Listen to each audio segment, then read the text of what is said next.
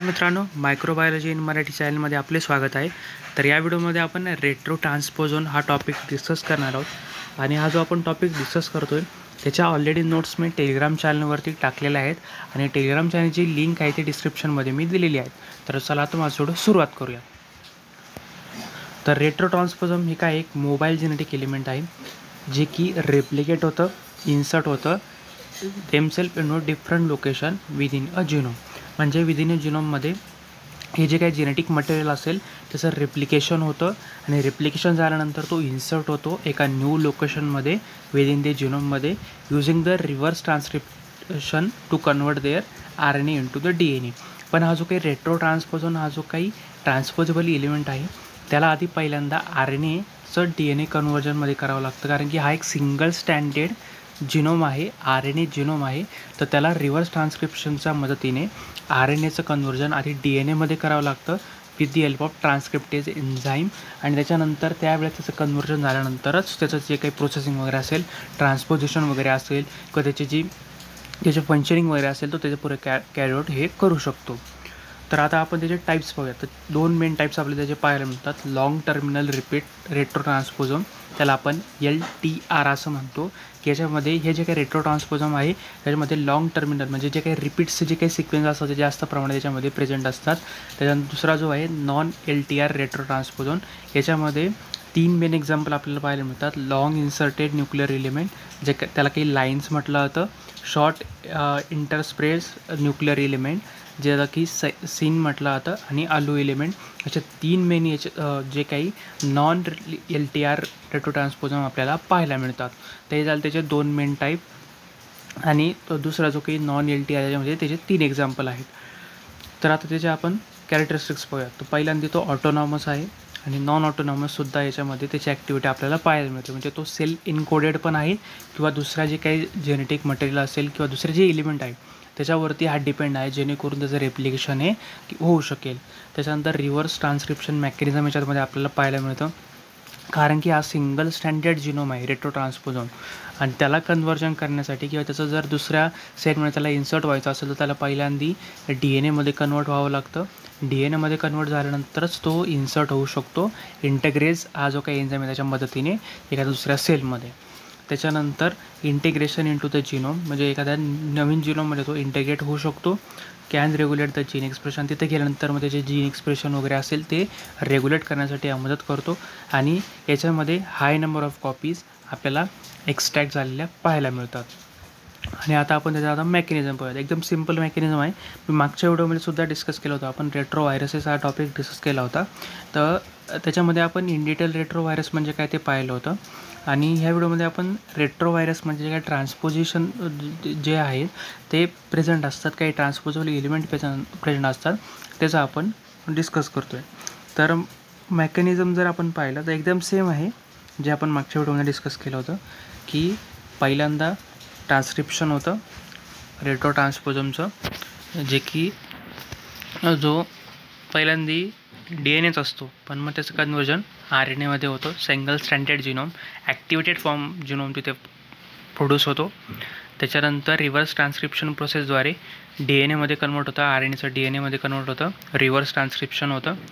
त्याच्यानंतर तो इंटिग्रेट होतो जिनोममध्ये वाया इंटिग्रेज एन्झाईमच्या मदतीने, जो काही त्या डायरेक्टली त्या एखाद्या जिनोममध्ये इन्सर्ट करतो. इन्सर्ट केल्यानंतर तिथं पुढं नंतर मग त्याचं ट्रान्सलेशन होतं आणि जे काही एक्सप्रेशन असेल, जीन एक्सप्रेशन वगैरे या प्रोसेस आहे किंवा ट्रान्सपोजिशन प्रोसेस आहे ती ऑकर व्हायला चालू होते. हे झालं त्याचं मेकॅनिझम. तर आता त्याचं मेन फंक्शनिंग काय ते पाहूयात. तर 4 मेन फंक्शन आपले किंवा 4 फील्डमध्ये याचा आपण वापरू शकतो. जीन रेग्युलेशन म्हणजे जीन एक्सप्रेशन आपण करू शकतो. जिनोम इव्होल्युशन म्हणजे ज्या स्पेसिस टू स्पेसिसमध्ये त्याच्यामध्ये काही चेंजेस वगैरे झाले असतील किंवा इव्होल्युशन आलं असेल किंवा त्याच्यातले काही जे कॅरेक्टरिस्टिक्स आहेत ते पूर्णपणे स्टडी करण्यासाठी याचा आपण वापर हा करू शकतो. किंवा स्ट्रेस रिस्पॉन्स करण्यासाठी किंवा जेनेटिक डायव्हर्सिटी म्हणजे पूर्ण म्हणजे जी डायव्हर्सिटी आहे त्याचा पूर्ण जेनेटिक स्टडी, त्याच्या आधीच्या जो काही सिक्वेन्स असेल त्याच्यामध्ये कोणते चेंजेस आले ते सगळा जिनोमचा जो ॲक्टिव्हिटी असेल ते आपण याच्यामध्ये स्टडीही करू शकतो. हे त्याचं मेन फंक्शनिंग आहे. तर त्याचे एक्झाम्पल जर आपण पाहिलं तर लीन 1 हा ह्युमनमध्ये प्रेझेंट असतो. म्हणजे याच्या हा जे रेट्रो ट्रान्सपोजन आहे तो ह्युमनमध्ये सुद्धा प्रेझेंट असतो आणि जे काही ॲनिमल्स आहेत त्याच्यामध्ये किंवा जे काही ऑर्गॅनिझम आहे त्याच्यामध्ये सुद्धा हा आपल्याला प्रेझेंट असलेलं पाहायला मिळतो. तर लीन हा ह्युमनमध्ये प्रेझेंट असतं, तसंच अलू एलिमेंटसुद्धा ह्युमनमध्ये प्रेझेंट असतं. टाईप TY1 किंवा कॉपी आपण त्याला म्हणतो, तो ईस्टमध्ये प्रेझेंट असतं आणि जिप्सी हा टॉर्सफिलामध्ये प्रेझेंट असतं. अशा प्रकारे वेगळ्या हे जे काही ट्रान्सपोजेबल एलिमेंट आहे किंवा हे जे एक्झाम्पल आपण जर पाहिलं हे त्याच्यामध्ये ट्रान्सपोझोन हे प्रेझेंट असतात, रेट्रो ट्रान्सपोझोन प्रेझेंट असतात. तर जिनोमवरती याचा इम्पॅक्ट काय होतो ते पाहूयात आपण आता. तर जीन डुप्लिकेशनसाठी किंवा डायव्हर्सिफिकेशनसाठी याचा वापर केला होतो. म्हणजे याच्यामध्ये हाय नंबर ऑफ कॉपीज, आपण मगाशीच पाहिलं कॅरेक्टर 6मध्ये की याच्यामुळे हाय नंबर ऑफ कॉपीज हा जनरेट होतात, की हा वेगवेगळ्या जास्त प्रमाणामध्ये कॉपीज तयार करतो. त्याच्यामुळे वेगवेगळ्या ठिकाणी आपण त्या जिनोमचा वापर करू शकतो आणि रँडमली कुठेही जिनोममध्ये आपण ॲड करून ते जे काही कॉपीज वगैरे आहेत त्याच्या मदतीने वेगवेगळे चेंजेस वगैरे करू शकतो किंवा त्याचं जीन एक्सप्रेशन आपण घडून आणू शकतो. तसंच रिअरेंजमेंट करायचं असेल किंवा इनस्टेबिलिटी असेल तर ती पूर्ण स्टेबल करण्यासाठी सुद्धा याचा मदत केला जातं. जीन एक्सप्रेशनचं रेग्युलेशन करण्यासाठी आपला ते मेन याचा रोल आहे.